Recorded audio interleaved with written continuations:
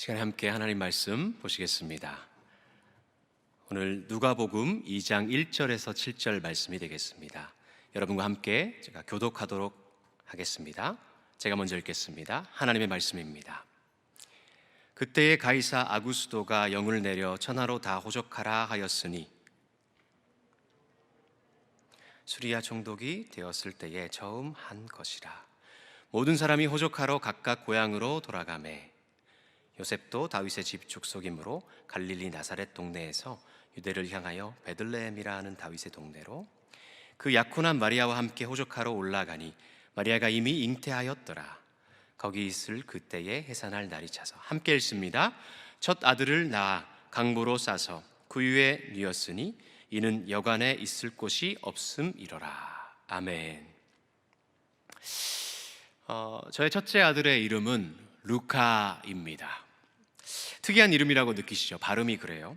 영어로는 Luke입니다.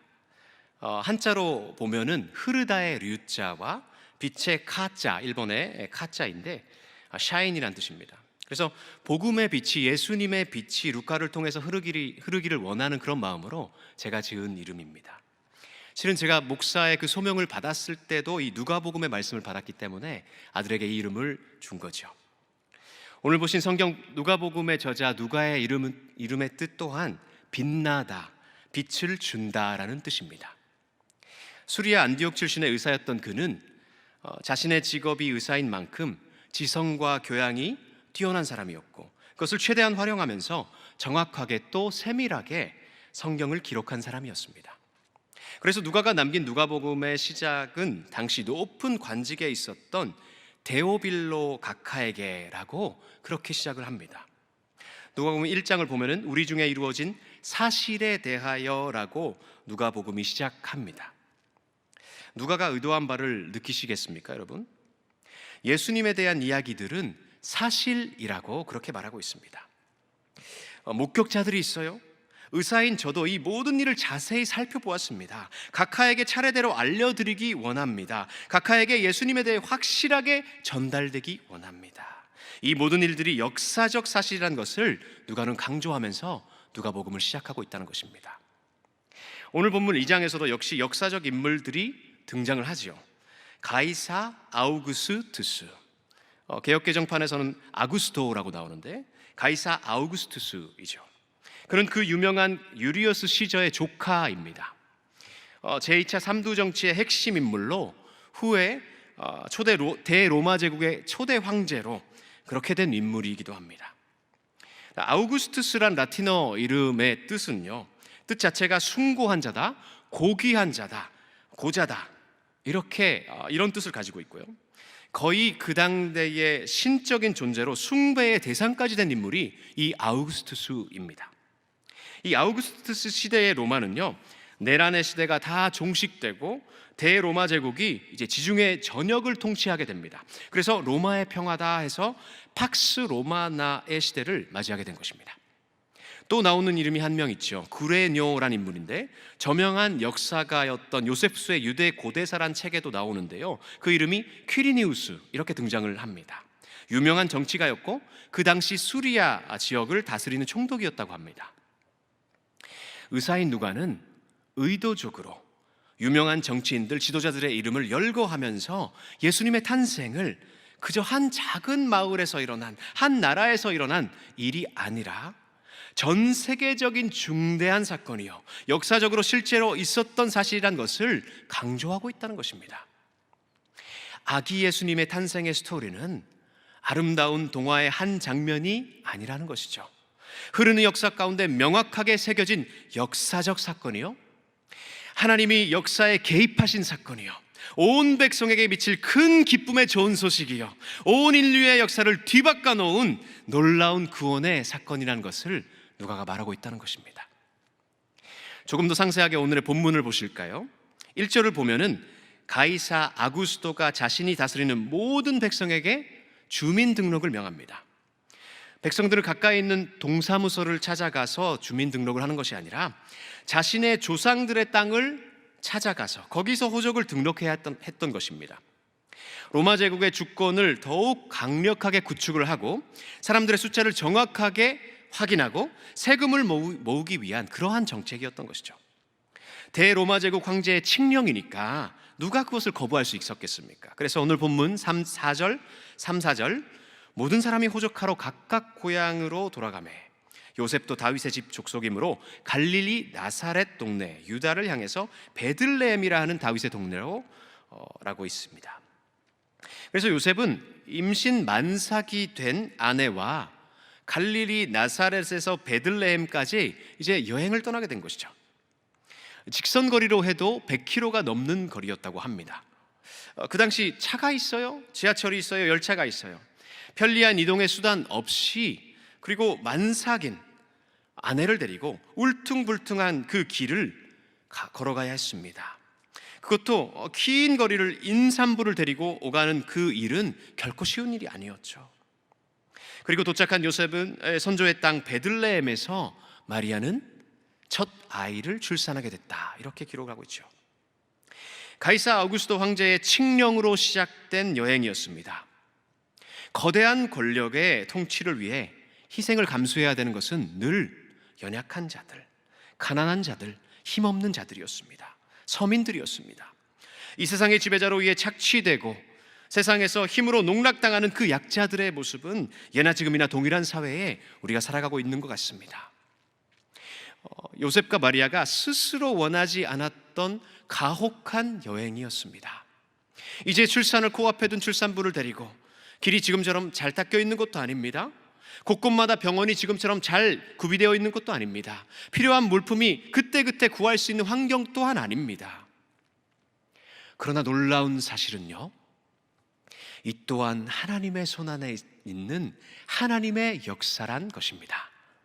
여러분, 황제 아우구스투스가 칙령을 내려서 온 로마 제국의 백성들이 어려운 환경 가운데 대이동을 감수해야 했지만 이 또한 전지하신 전능하신 하나님의 약속 가운데, 언약 가운데에 이루어진 하나님의 말씀의 성취란 사실을 기억하기를 원합니다.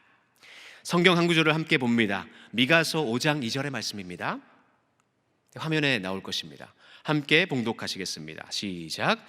베들레헴 에브라다야, 너는 유다 족속 중에 작을지라도 이스라엘을 다스릴 자가 내게서 내게로 나올 것이라. 그의 근본은 상고에 영원에 있느니라. 아멘. 여러분, 이 타이밍이 기가 막히지 않습니까? 놀랍지 않습니까? 오묘하지 않습니까?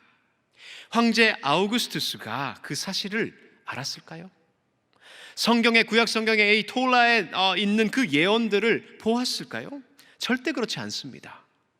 그러나 하나님은 아우구스투스 황제 위에 계셔서 영원전부터 정하시고 그분이 계획하신 모든 언약이 하나님의 손길로, 하나님의 인도하심으로 이루어지게 됐다는 것입니다. 이 놀라운 역사를 통치하시고 주관하시는 분은 우리의 아버지 하나님이십니다. 이 사실을 늘 우리 마음속에 깊이 새겨넣고 기억하는 우리가 되길 간절히 바랍니다. 우리의 삶에 일어나는 수많은 어려움과 역경이 있을 수 있습니다. 그러한 어려움들을 하나하나 만나갈 때에 우리는 부당하다고 분노할 수 있어요. 기피할 수도 있어요. 피할 수도 있어요. 그럼에도 우리는 인류의 역사를 주관하시는 그분을 의지하며 그분을 믿고 나가는 존재가 우리 그리스도인 줄로 믿습니다. 어떠한 상황 가운데서도 코로나로 지치고 공동체가, 나의 가정이, 나의 일터가 이 어려움이 빈번하게 일어난다 할지라도 모든 것을 합력해서 선을 이루시는 하나님, 그 하나님을 한 분만을 믿고 의지하고 믿음으로 이 믿음의 걸음걸이를 걸어가시는 저와 여러분 되시기를 간절히 축원합니다. 아멘. 자, 본문으로 돌아가서 함께 6절 7절을 보시겠습니다. 거기 있을 그때에 해산한 날이 차서 첫 아들을 낳아 강보로 싸서 구유에 뉘었으니 이는 여관에 있을 곳이 없음이러라 라고 있습니다. 여러분, 하나님이 정하신 그 계획대로 말씀대로 마리아의 출산은 베들레헴에서 이루어졌습니다. 그런데 여러분 생각을 해보세요.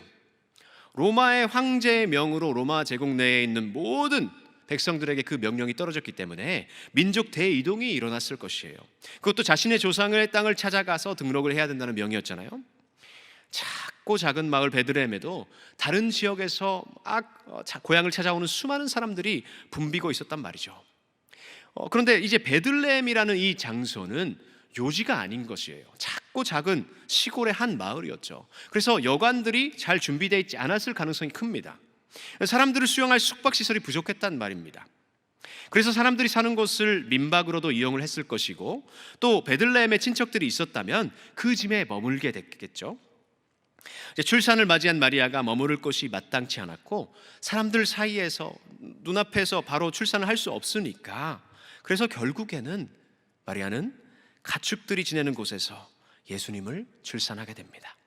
그 당시 고대 이스라엘에서는 전형적인 집 구조가 4개의 방이 있었다고 합니다. 고고학에서 이런 방들을, 집의 구조를 four room house라고 이제 부르는데요. 이런 집들은 보온과 난방을 위해서 대부분은 돈 많은 집 말고요, 일반 이제 사람들은 자연 동굴을 있는 그대로 이용해서 그 위에 집을 지었다고 해요. 아마도 예수님은 사람들의 주거 공간의 위층이 아니라 가장 아래층에 있는 가축들이 거기서 머무는 그 마구간에서 태어나게 되신 것입니다. 서민들이 사는 평범한 집, 그 집에서도 가장 낮은 곳에서 우리 예수님은 탄생하신 것입니다. 그런데 갓 출산한 아기를 바닥에 누일 수 없잖아요. 여기서 나오는 강보라는 말이 있는데, 이것은 우리말로 하면은 포대기입니다. 태어난 아기를 보호하고 쌓아주고 장기를 보호하는 그런 것이죠. 그래서 그 강보로 아기 예수님을 둘둘 말아놓고 이제 자연스럽게 구유에 예수님을 누인 것입니다. 구유는 가축들이 먹이를 담아 넣는 그런 곳이죠. 가축들의 울음소리가 그 공간에서 계속 있었겠죠.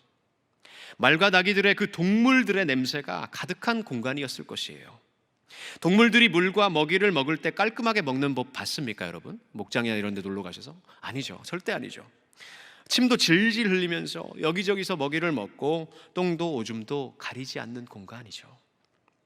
그러한 냄새와 어수선한 분위기 속에서 머물 곳이 없으셨던 예수님, 마리아는 첫 출산을 하게 된 것입니다. 하나님의 아들이신 그분이, 하늘 보좌와 권세를 가지신 그분이, 천하의 왕이신 그분께서 처음으로 이 땅 가운데 누이신 곳이 이 구유란 사실입니다. 그런데 이것이 참으로 예수님의 놀라운 겸손, 온유하심, 낮아지심을 표현하고 있다는 것입니다. 이 장을 더 성경을 본문을 읽어 나가시면요, 천사들은 이 구유에 누이신 예수님의 탄생을 밖에서 양떼를 지키던 목자들에게 나타나서 이렇게 전합니다. 제가 읽겠습니다. 11절에 오늘 다윗의 동네에 너희를 위하여 구주가 나셨으니 곧 그리스도 주시니라. 너희가 가서 강보에 쌓여 구유에 누워 있는 아기를 보리니 이것이 너희에게 표적이니라 하더니. 참으로 인상적인 장면이죠. 세상적 가치관으로는 상상도 못하는 방법으로 생각지도 못한 곳에 만왕의 왕 되신 분, 천하의 왕 되신 하나님의 독생자가 죄와 허물로 물들어 어둠 속에 있는 인간을 구원하기 위해 구주가 겸손한 아기의 모습으로 강보에 쌓여서 구유에 누이신 것입니다. 성경을 면밀히 자세하게 기록하려 했던 누가도, 목자들에게 나타나 구세주의 탄생을 찬양한 천사들도 아기 예수님의 탄생을 강보에 쌓여 구유에 누이신 이분이 구주라고 그렇게 증거하고 있다는 것입니다. 만왕의 왕 되신 그분, 이 세상의 왕이 아닌 영원한 하나님 나라의 왕이신 그분이 왜 작은 마을 베들레헴에 머물 곳이 없어서, 그것도 마국간에서, 그것도 더럽고 냄새나는 구유에서 나셨나, 누이셨나? 동물들의 침과 더러운 때와 배설물들이 가득한 그 마국간이, 또 그 구유가 무엇을 상징하고 의미할까요? 죄로 가득한 이 땅을 얘기하는 것이 아니겠습니까?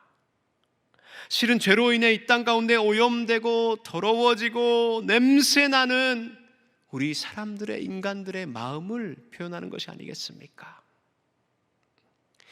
하나님의 놀라운 사랑을 받은 것 같은데, 체험한 것 같은데, 예수님의 피 흘리신 십자가의 대속의 은혜를 경험해봤는데 아직도 여전히 주님이 머무실 곳이 없는 순간들이 우리의 마음 가운데, 삶 가운데 많은 것입니다.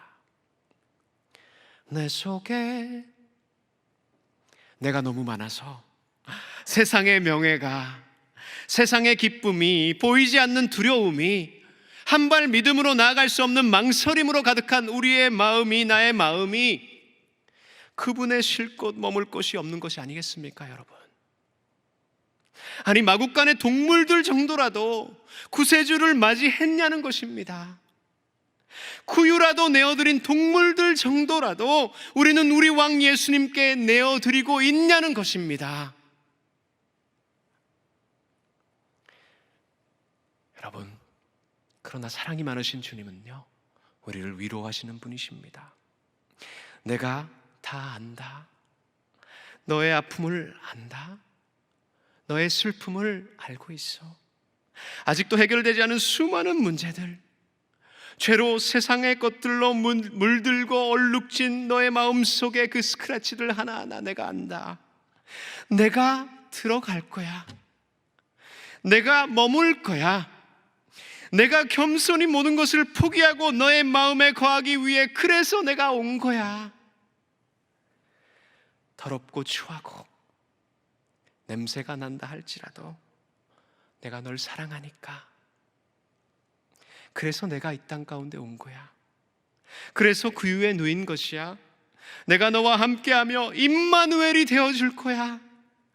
영원히 너와 함께 하고 싶어서 이 땅에 온 거야. 여러분, 이 땅의 황제 아우구스투스는 사람들을 다스리고 지배하고 명령하고 백성들을 좌우하는 힘과 권세가 있었지만 그 힘은 일시적인 것이었고 많은 슬픔과 아픔들을 낳게 된 것입니다. 그러나 우리 예수님은 하늘 보좌를 떠나시고 하나님의 그 영원전부터 작정하신 구원의 계획을 위해, 말씀을 이루시기 위해 작은 마을 베들레헴에 오셔서 머물 곳이 없어 마국간 중에 먹이 냄새가 가득한 그 구유에 우리 주님은 영원히 임마누엘 되시는 우리의 왕 되신다는 사실입니다. 그분은 겸손히 말씀에 복종하심으로 우리에게 하나님의 사랑이 어떤 것인지, 하나님의 능력과 권세가 어떠한 것인지 몸소 가르쳐 주셨다는 것입니다. 그리고 우리에게 그 길을 함께 가자고 오늘도 말씀하고 계세요. 우리 함께 마태복음 11장 28절 29절 스크린에 나오면 그 말씀을 함께 읽도록 하겠습니다. 함께 읽겠습니다. 수고하고 무거운 짐진 자들아, 다 내게로 오라. 내가 너희를 쉬게 하리라. 나는 마음이 온유하고 겸손하니 나의 멍에를 메고 내게 배우라. 그리하면 너의 마음이 쉼을 얻으리니. 아멘. 온유하고 겸손하신 주님이 온유와 겸손을 나한테서 배우라고 말씀하십니다. 우리는 세상의 방법으로 어떻게든 올라가려고 하지요. 잡아보려고 하지요. 내 힘으로 성취해내겠다고 하지요. 온갖 힘을 다 쥐어짜면 쥐어짤수록 더 경직돼 가고, 겉으로 보기엔 나 괜찮다고 태어난 척하면서 괜찮은 척, 잘 사는 척 코스프레 하면서 그러한 순간들이 얼마나 많습니까? 그런데 우리의 믿음의 실상은, 우리의 마음의 실상은 어떻습니까? 영원히 고갈에서 목마르며 만족이 없는 세상의 헛된 것들로 마음에 쉼이 없는, 평강이 없는 날들이 이 코로나, 우리가 보낸 2020년 가운데 얼마나 많았습니까?